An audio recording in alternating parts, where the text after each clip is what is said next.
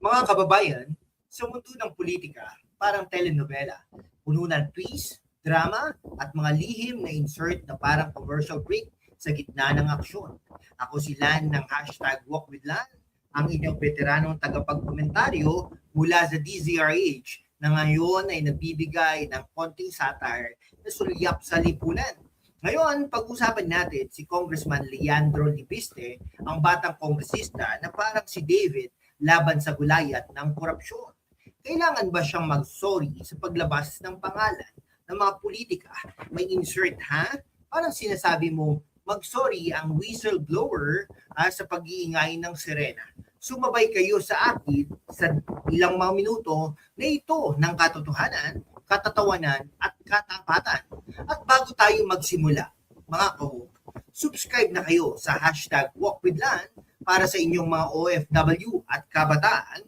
Ito ang channel na nagbibigay ng lakas sa inyong laban, mga kababayan sa Pilipinas, US, Canada, Australia, United Kingdom, United Arab Emirates, Italy, Japan, Germany, at Hong Kong. Shout out sa inyo. Kayo ang tunay na bayani. Mga kawok, isipin ninyo, si Congressman Libiste, anak ng veteranong si Senador Loren Legarda, ay hindi basta-bastang politiko. Siya ay isang negosyante, solar energy pioneer, at ngayon, kongresista ng Batangas, 1st District. Noong December 2025, naglantad siya ng mga dokumento mula sa yumaong DPWH Undersecretary Maria Catalina Cabral, ang tinatawag na Cabral Files. Ano ba ito? Mga listahan ng budget insertions sa 2025 national budget kung saan bawat kongresista ay may hindi bababa sa 150 million na insert para sa flood control projects. May konting satire na sabihin ha, parang magic trick, biglang lumalabas ang pera sa bulsa ng bayan. Pero saan napupunta? Sa kampanya, sa personal na proyekto, ha? At si Libiste, sa halip na sumali sa party, nagdesisyon na ilabas ang mga pangalan. Pero may nagsasabi, mag-sorry ka, Libiste. Bakit? Dahil daw nagkamali siya sa ilang mga pangalan, tulad ng kay Representative Terry Ridon o Undersecretary Ari Perez. Pero mga kababayan, factual na tignan, ang mga files ay ibinigay sa Ombudsman at ICI at kahit siya mismo ay umamin na may pagkakamali. Pero ang core, ang core truth, corruption sa DPWH, hindi ba mas dapat mag-sorry ang mga may insert? Shout out sa mga OFW sa UAE at Saudi. Kayo na nagpapadala ng pera sa Pilipinas, pero ang budget natin parang butas ng balde, na balde. At sa mga kabataan sa Pilipinas at abroad, ito ang halimbawa. Si Libiste ay may 28 taong gulang pa lamang, pero mas matabang kaysa sa mga matatanda sa Kongreso. Subscribe na, mga kawo, para sa higit pang mga ganitong content. Ngayon, pag-aralan natin ng maigi, parang autopsy sa isang patay na budget. Ayon sa Cabral Files na ibinigay ni Libiste sa Ombudsman noong November 2025, may 120 billion pesos insertions sa DPWH. Bawat distrito, party list, lahat may share. Si Libiste ay nag-claim na kahit ang kanyang ina, si Senador Legarda, ay may 1 bilyong piso, pero pinakamababa raw ito kumpara sa iba. Witty na sabihin, parang potluck party. Lahat nagdadala ng insert, pero ang bayan ang nagbabayad ng bills, At ang mga cabinet officials, dawit daw sila. Tulad ng kay First Lady Lisa Marcos na may 100 milyon na piso sa Isabela, pero ang palasyo, sabi nila, fabricated documents daw. Si Yusek Claire Castro ay nagsabi, burden of proof sa accuser. Pero factual ito. Si DPWH Secretary Vince Dizon, mga kaibigan, ay nagbigay ng clearance kay Cabral para ilabas ang files noong September pa. Bakit hindi ginawa? Dahil ba sa pressure mula sa mga politiko?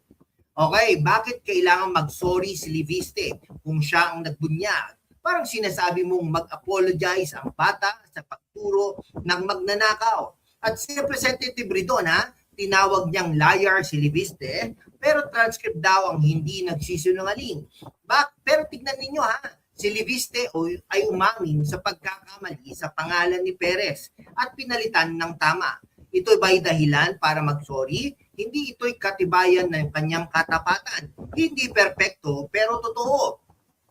Mga kababayan, sa US at Canada, kayo na nakakaranas ng transparent governance. Alam ninyo ang value ng whistleblower. Shoutout sa inyo. At bago tayo magpatuloy, mga kawok, kung naghahanap kayo ng home essentials tulad ng mga gamit sa kusina o bedroom, o ang astig na ADV 160 scooter para sa inyong daily commute at adventures, o vlogging products tulad ng microphones at tripods para sa inyong content creation bilang OFW o youth creator, puntahan nyo ang YouTube shopping via Shopee at Lazada.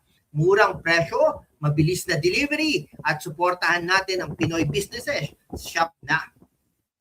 Isipin nyo mga kawok, ha? Ang mga politikong dawit ay parang mga bata sa playground. Huwag mong sabihin ang lihim ko. Si Salvador Panelo, dating legal counsel ni Duterte, ay nagsabi, ilabas mo na. Liviste, huwag ka nang mag-publicity. Pero sa tyrannical na sabihin, sino ba ang naghahanap ng publicity? Ang mga nag-iimbita ng investigasyon pero ayaw maglabas ng ebidensya. At si Senador Ping Lacson, itinanggi niyang may kinalaman, pero bakit ba sila natataranta? Dahil ba ang katotohanan ay parang araw, masakit sa mata ng mga nasa dilim. Si Liviste ay emotional sa press con, umiyak pa raw.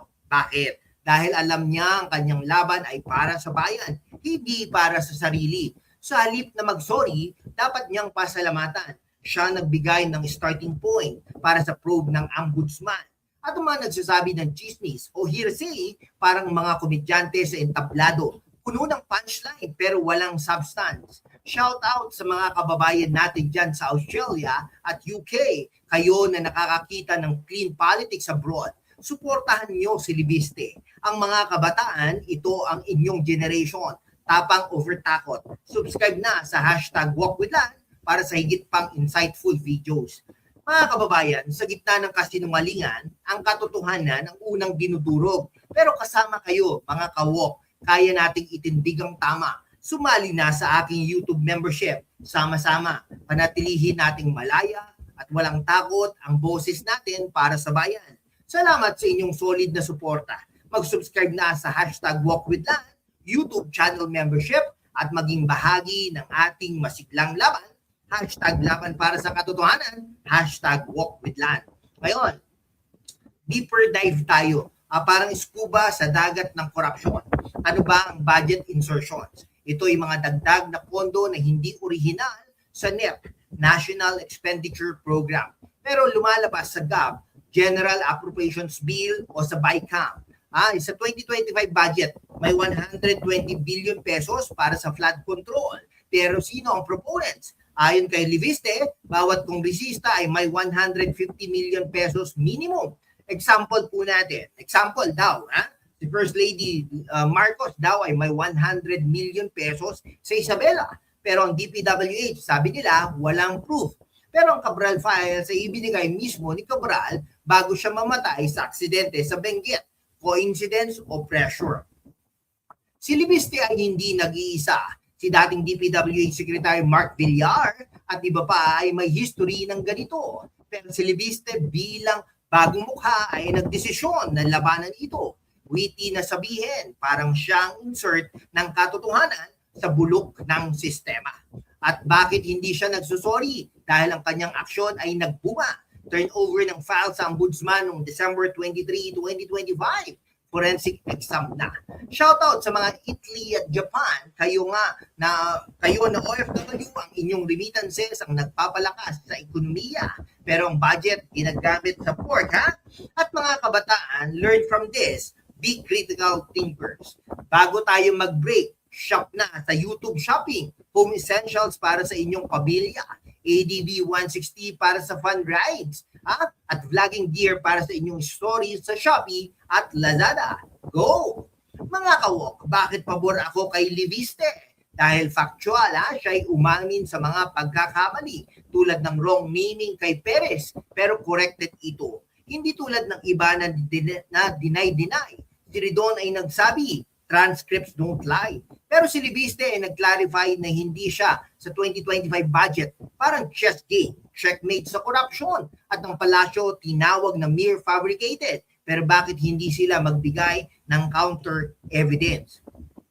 Ito ay systemic issue. Mula pork barrel scam hanggang ngayon, paulit-ulit. Si Leviste ay breaking the cycle. Hindi siya dapat mag-sorry. Dapat siyang bigyan ng medalya. Shoutout sa Germany at Hong Kong. Kayo na discipline sa work. Tulad ni Leviste sa kanyang advocacy, subscribe para sa more.